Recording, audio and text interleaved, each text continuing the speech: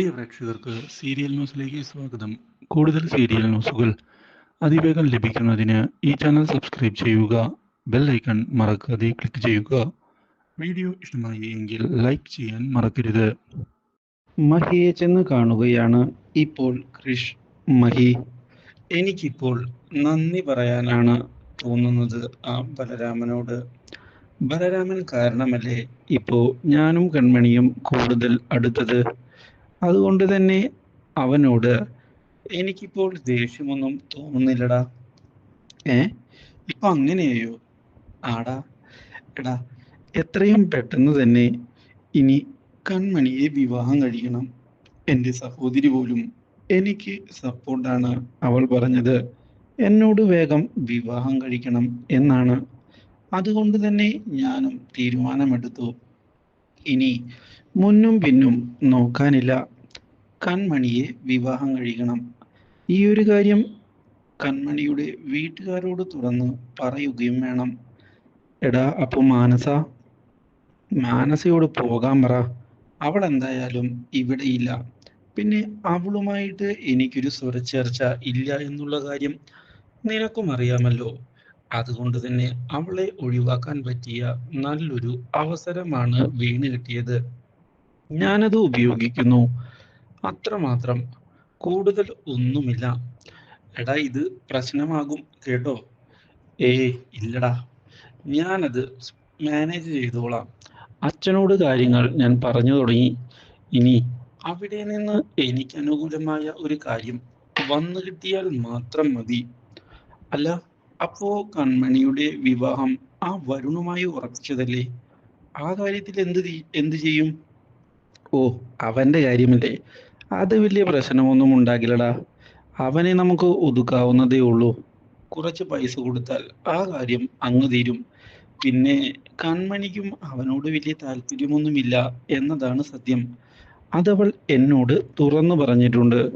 അതുകൊണ്ട് തന്നെ കാര്യങ്ങൾ ഞാൻ വിചാരിച്ചതുപോലെ തന്നെ മുന്നിലേക്ക് പോകും എന്നാണ് ഞാനിപ്പോൾ കരുതുന്നത്. ഇത് കേട്ടതിനെ തുടർന്ന് അങ്ങനെയാണെങ്കിൽ കുഴപ്പമില്ല. നീ എന്തായാലും കാര്യങ്ങൾ മുന്നോട്ട് കൊണ്ടുപോകുന്നതാണ് നല്ലത്. എന്തിനും ഏതിനും ഈ മഹി നിന്റെ കൂടെ തന്നെ ഉണ്ടാകും. ആ കാര്യത്തിൽ ഞാൻ ഉറപ്പു നൽകാം. ഇത് കേട്ടതിനെ തുടർന്ന് വളരെയധികം സന്തോഷം ആയിരിക്കുകയാണ് ഇപ്പോൾ കൃഷിന്. മാത്രവുമല്ല, കൺമണിയെ ചെന്ന് കാണണം എന്നുള്ള തീരുമാനം ഇതിനിടയിൽ കൃഷ് എടുക്കുകയും ചെയ്യുന്നു.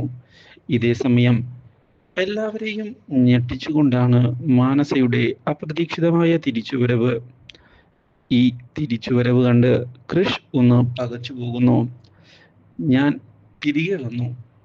സാഗർ ചെന്ന് കാണുന്ന അവൾ സാഗറിന്റെ കാൽ തൊട്ട് വന്ദിക്കുകയാണ്. എത്രയും പെട്ടെന്ന് തന്നെ ഇനി കാര്യങ്ങൾ നടത്തണം എന്നാണ് എൻ്റെ വീട്ടുകാർ പറയുന്നത്.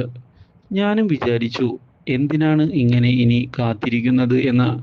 കൃഷ് എൻ്റേതല്ലേ, അതുകൊണ്ട് തന്നെ കാര്യങ്ങൾ ഇനി കാത്തിരിക്കാതെ മുന്നിലേക്ക് കൊണ്ടുപോവുക തന്നെ ചെയ്യാമെന്ന് ഞാനും വിചാരിച്ചിരിക്കുകയാണ്. എന്താ അങ്കിൾ, കാര്യങ്ങൾ എല്ലാം ഓക്കെ അല്ലേ? ഇതോടെ എന്ത് പറയണം എന്നറിയാത്ത അവസ്ഥയിൽ നിൽക്കുകയാണ് സാഗർ. അതിനെന്താ മോളെ, എല്ലാം പറഞ്ഞതുപോലെ തന്നെ മുന്നിലേക്ക് കൊണ്ടുപോകാം. അതിൽ യാതൊരു പ്രശ്നവുമില്ല. എന്തിനും ഏതിനും ഞങ്ങൾ കൂടെയുണ്ട്.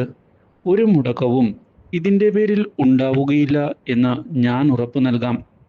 ഇത് കേട്ടതിനെ തുടർന്ന് വളരെയധികം സന്തോഷം ഉണ്ടായിരിക്കുകയാണ് മാനസികയെ. പക്ഷേ കൃഷാകട്ടെ അപ്രതീക്ഷിതമായ ഈ കടന്നുവരവിനെ തുടർന്ന് ആകെ പകച്ചു പോകുന്നു. ഒരിക്കലും ഇങ്ങനെയൊരു വഴിത്തിരിവ് പ്രതീക്ഷിച്ചതല്ല. ഇനി എന്തു ചെയ്യും എന്ന ചോദ്യമാണ് മുൻപിൽ ബാക്കിയാകുന്നത്. എത്രയും പെട്ടെന്ന് തന്നെ എന്തെങ്കിലും ചെയ്യണം. ഇല്ലെങ്കിൽ ആൻറ്റിയമ്മയും അവളും ചേർന്ന് എന്നെ കൊടുക്കുക തന്നെ ചെയ്യും. ആ കാര്യത്തിൽ യാതൊരു സംശയവും വേണ്ട. ബുദ്ധിപൂർവമായ നീക്കമാണ് ഇവിടെ വേണ്ടത്.